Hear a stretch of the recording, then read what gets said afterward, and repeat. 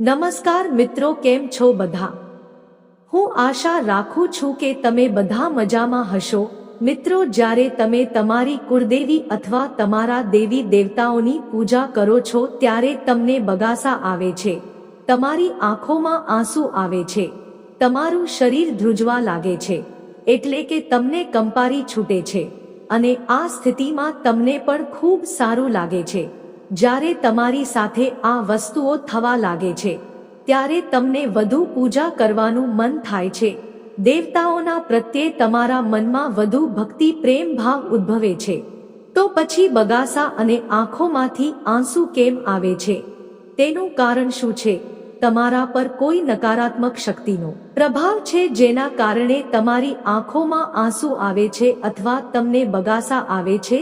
ઘણા લોકો એવું વિચારીને પૂજા અધૂરી છોડી દે છે અથવા મંત્ર જાપ છોડી દે છે કે જ્યારે બગાસું આવે છે ત્યારે કોઈ નકારાત્મક શક્તિ હોય છે અને જ્યારે તે તેના પર હોય છે ત્યારે તેની અસરને કારણે બગાસું આવવા લાગે છે, જેના કારણે તે પૂજાનું ફળ તેમને મળી રહ્યું હતું તે પણ તેમણે પ્રાપ્ત નથી થતું. તો આજે હું તમને જણાવવા જઈ રહ્યો છું કે તમને જે બગાસા આવે છે, આંખમાંથી આંસુ આવે છે, તેનું કારણ શું છે. તમારે ઓડિયો પૂરો સાંભળવો પડ્યો જેથી તમે એક વાત સમજી શકો. સૌથી પહેલા તમે ધ્યાનથી સાંભળો કે બગાસું આપવું, આંખમાંથી આંસુ આવવું, કોઈ પણ રીતે નકારાત્મક અસર નથી, કોઈ ભૂત પ્રેત નથી, અવરોધ નથી, તમારા શરીરમાં કોઈ ભૂત નથી જેના કારણે તમે બગાસું ખાઓ છો. બગાસું આવવાનું મુખ્ય પહેલું કારણ એ છે કે જો તમે દેવતા પ્રત્યે સંપૂર્ણ સમર્પણ ધરાવો છો, પછી ભલે તમે તમારા મનપસંદ દેવતા સાથે વાત કરતા હોવ કે પછી તેમની મૂર્તિ કે તેમની કોઈ તસવીર તમારી હોય, તમે કોઈ દેવતાની સામે છો અને તમે દેવતા સાથે સંબંધ બાંધો છો. તમે દેવતા સાથે પિતાનો સંબંધ બનાવો છો, માતાનો સંબંધ દેવતા સાથે કરો છો, દેવતા સાથે સંબંધ બાંધો છો તો દેવતા સાથે સંબંધ બાંધવાનું ચિત્ર તમારા મનમાં જાય છે. જ્યારે તમે તેમની તનમનથી સેવા કરો છો, તમારી આંખમાં આંસુ આવી જાય છે.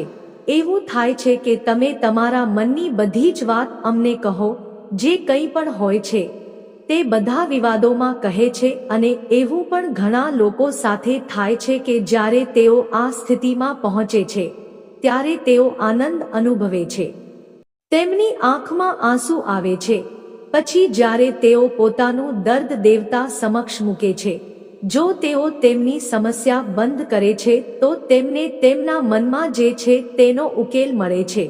પછી તમારી લાગણી છે, તમારી પાસે શ્રદ્ધા છે, તે શ્રદ્ધા સાથે તમારા મનમાં એ દેવતા પ્રત્યે એટલી લાગણી ઉત્પન્ન થાય છે કે તમારી આંખમાં આંસુ આવે છે, તમને રડવાનું મન થાય છે અને બગાસું આવે છે.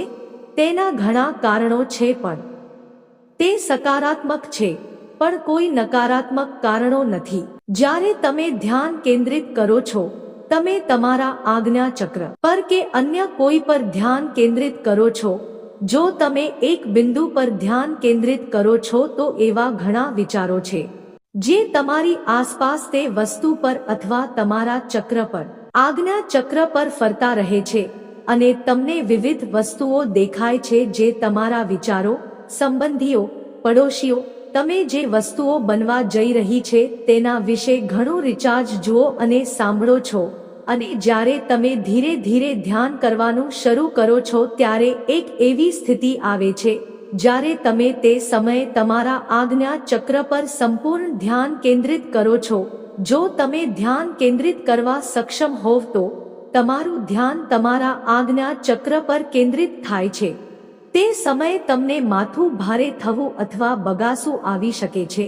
બીજું કારણ છે, હું તમને કહું છું કે તમારા ઈષ્ટદેવ સાથે ઊંડો સંબંધ બનાવો છો તો તમારી આંખોમાં આંસુ આવી જાય છે.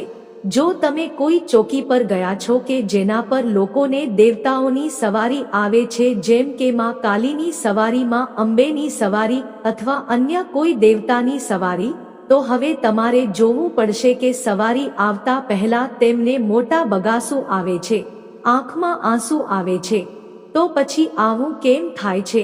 કારણ કે આપણું મૂલાધાર ચક્ર છે જે પણ શક્તિ આપણા શરીરમાં પ્રવેશ કરે છે, કોઈ પણ શક્તિ સકારાત્મક ઉર્જા આપણા શરીરમાં પ્રવેશ કરે છે ત્યારે આપણા મૂલાધાર ચક્રને સૌથી પહેલા પૂર્ણ રૂપથી જાગૃત કરે છે।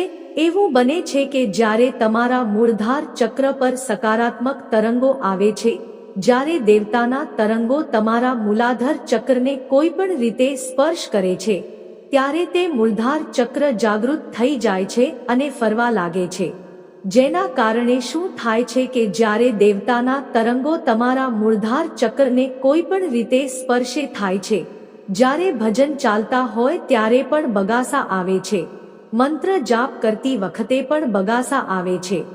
જે સ્થાન પર તમે મંત્ર જાપ કર્યા હશે તે સ્થાન પર સકારાત્મક ઉર્જા ફરે છે અને જ્યારે તમે તે સ્થાને પાછા જાઓ છો ત્યારે તમને તેના કારણે તમને બગાસા આવતા રહે છે। આવું કેમ થાય છે? કારણ કે જે દેવતાની શક્તિ છે તે તમારા મૂલાધાર ચક્રને આકર્ષે છે।